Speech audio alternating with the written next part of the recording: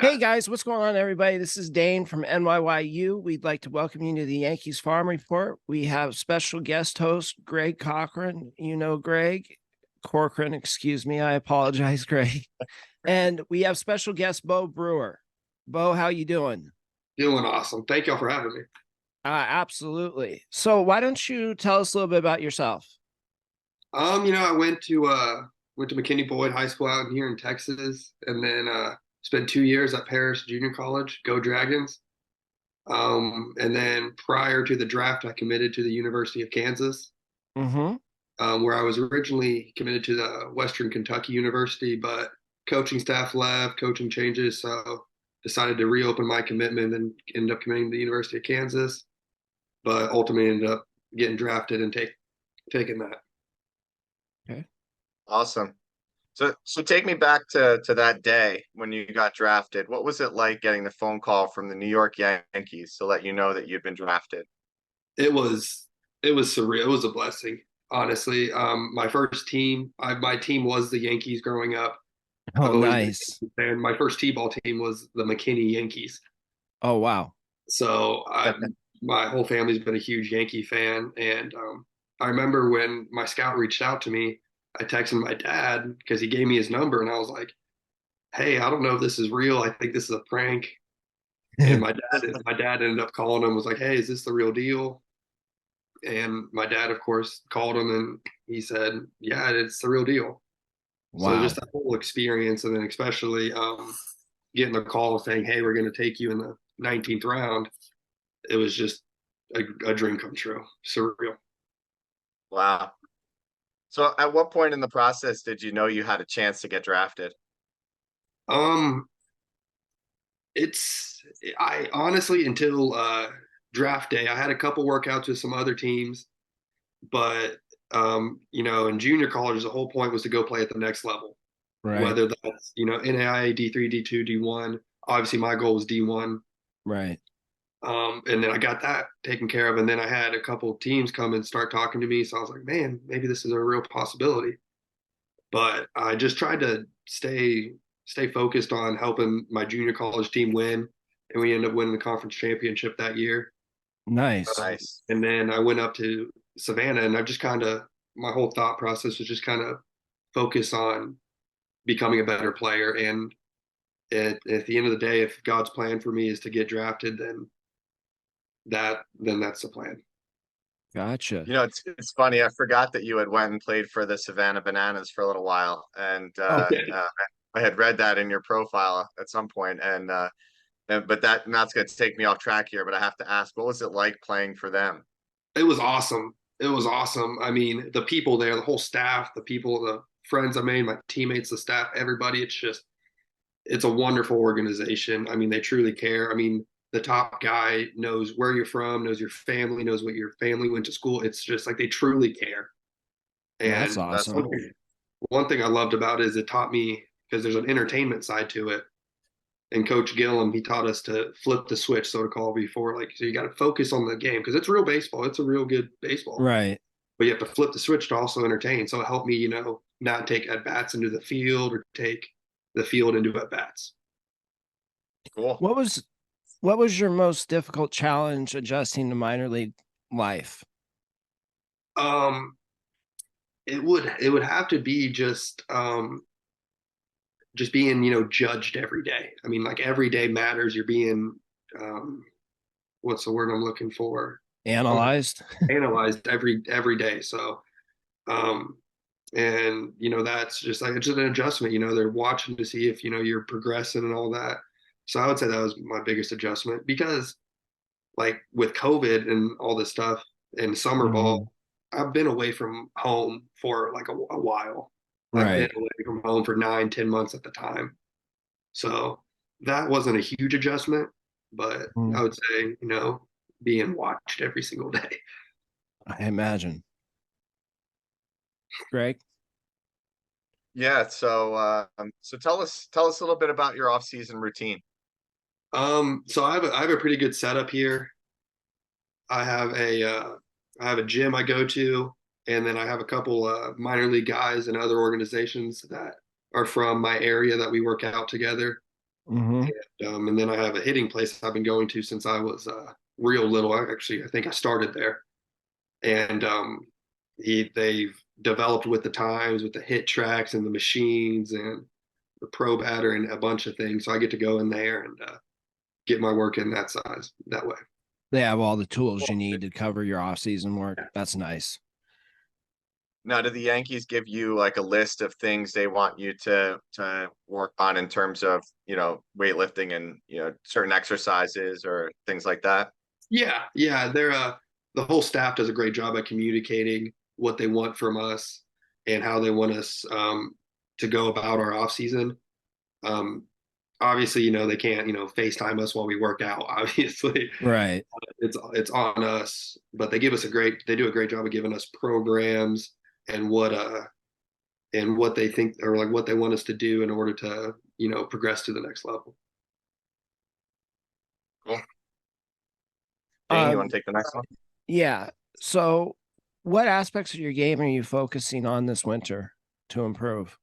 Um, my on the defensive side, I'm working on expanding my range and conversion is what we Mm-hmm. call it. Right. Uh, Being a bigger dude, I don't have the range that other people, and especially I play multiple positions, so Right. I need to be able to play those multiple positions at the big league level. If I want to be a big league, I have to play them at the big league level. What other positions are you working at? Third, first, second. In junior college, my freshman year, I played corner outfield. So you can So play a little just bit trying all to, over. yeah, I just try to give them every opportunity they can to get in the lineup. Do you So think that, you'll be playing any outfield next year? no, I don't know. I don't know if that's part of the plan, but if they ask me to do so, I will with That's good attitude. no question. And then Absolutely. from the offensive side, it's no secret I need to have more power numbers. So that's that along with the weight room, just getting faster, moving or getting faster, getting stronger, moving faster, all those A types of little bit things. trying to work on impacting the ball a little bit more. Yeah, yes, sir. Yeah. Cool. Are they looking to make any changes with their swing in the off season? Yes and no. They're not trying to change it too much to where I like lose who I am and the ability to contact the ball the way I have been. But Mm-hmm. obviously, they're trying to find that happy medium to create more power, to be able to hit the ball harder and have a bigger impact on the game. Great. How much do they have you guys focus on launch angle? It varies person to person. They do a great job of individualizing each person what they need to work on. That's So so good to hear. so if you have a guy that's a higher strikeout guy, maybe he needs to focus on making more contact, Mm-hmm. and vice versa. For me, higher contact, I need to find a way to hit the ball harder and more in the air. Gotcha. And from everything people are saying about you, it sounds like you're gonna do everything you can to make that happen. So Yeah, good. I was raised in a very good household, very competitive household. I have a very accomplished brother and sister, and they've always drove me to push and never be complacent, never be happy to where I am. Always try to get better. Right. Um, I have a lot of people. That's great. Yeah. That's That's great. awesome to hear. So Support makes a so big um difference. so I'm gonna go on a lighter question here. So you had mentioned the conference championship, but what so far of your career so far in baseball, what has been the best moment The best moment. that you've had? Oh, there's so many. There's so many. I mean, that conference championship is up there for sure, especially during that season. I mean, JUCO ball it's a brotherhood, especially where I went at Paris. I mean, it's a brotherhood. You spend every day for 9 months pretty much with your guys. You live in the same area, and that was having that championship we had to win. I think we had to win 6 out of our last 8, and then Oh wow. we had to sweep our last 2 to win the conference championship. Mm-hmm. Um, so I mean that's up there, and then obviously getting the call saying you got drafted. I mean it was surreal. I mean there's no other. It's hard to explain. You work so hard for it, and it finally becomes it's like a pinch yourself moment. Oh, I Wow. imagine it's got to be a conclusion of hard work and what's coming next. It's just got to be an amazing moment to be there. Yes, for sure. Greg? So Beau, tell us what your biggest strength as a player is. My biggest strength as a player, um, I pride myself in how I carry myself. Um, I feel like I'm a hard worker.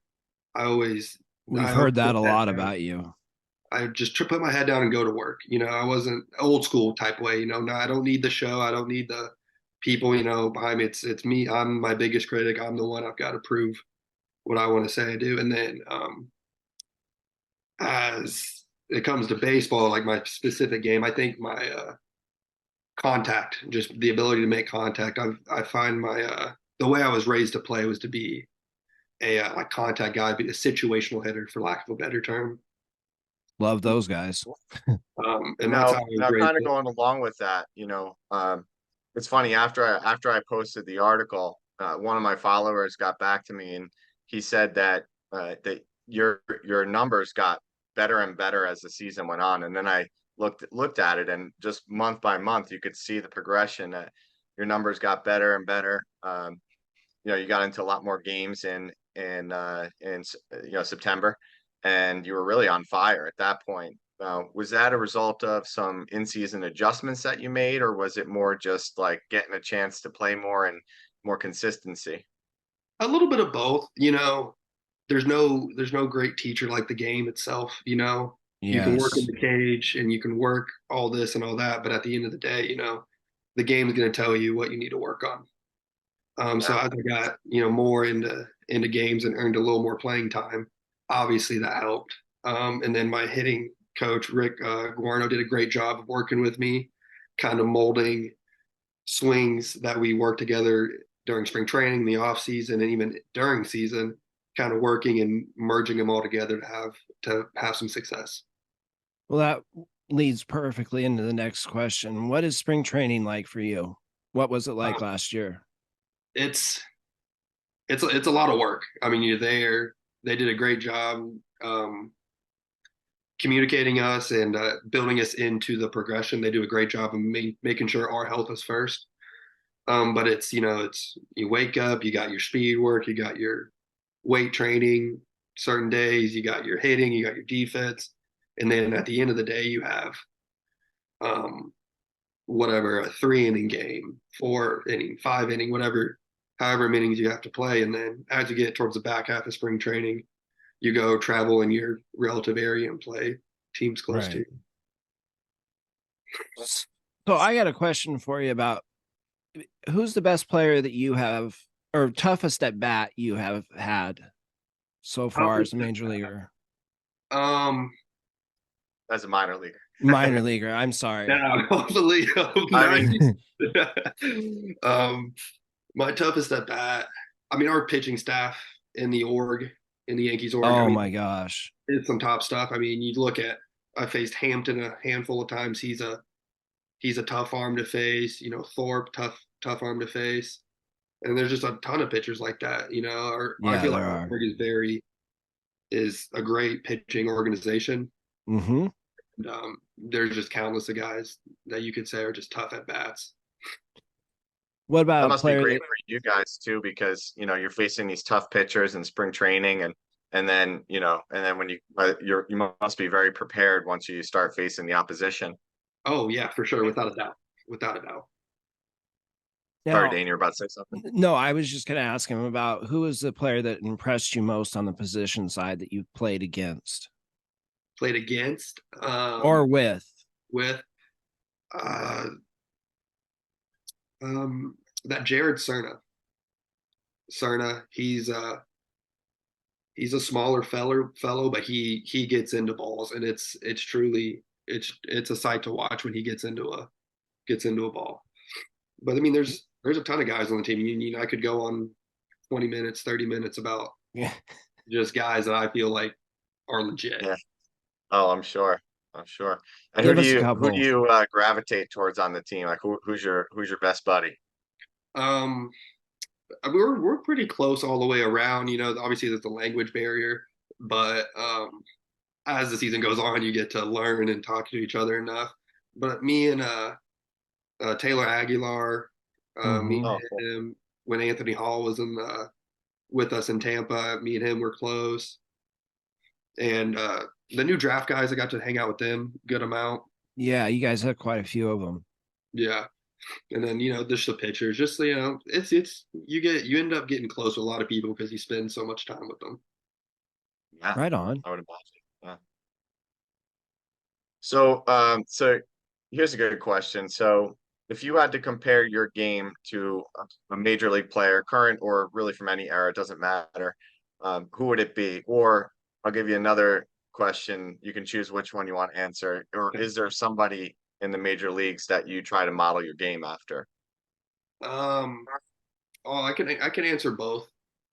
Okay, Um, even better. Please. let's see here. I've always considered myself a DJ LeMahieu type player. Mhm. That's a Just good comparison. like when It you is. look at DJ, he's just a pure hitter. Yes. The way I describe him in my head is he's just a pure hitter. You go up there and there's not, he's just a pure hitter. You just know you get up there, Yeah. you're like, this guy's gonna get the job done 9 times out of 10. Get the bat on the That's ball. um, and so I would say that's who would be my comparison. Also, Tony Gwynn.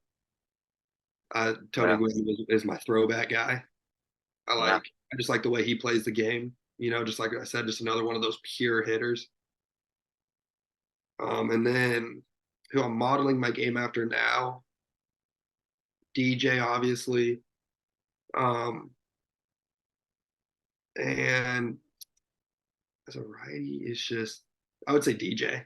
I mean, Yeah. Yeah. I would say like Once you people. said that, it made perfect sense. I want to Yeah. say people like Harper and Soto and Trout and Otani and all those guys just because the way they impact the game. Obviously I want to impact the game that way. Right. Well, Of Um, course, yeah.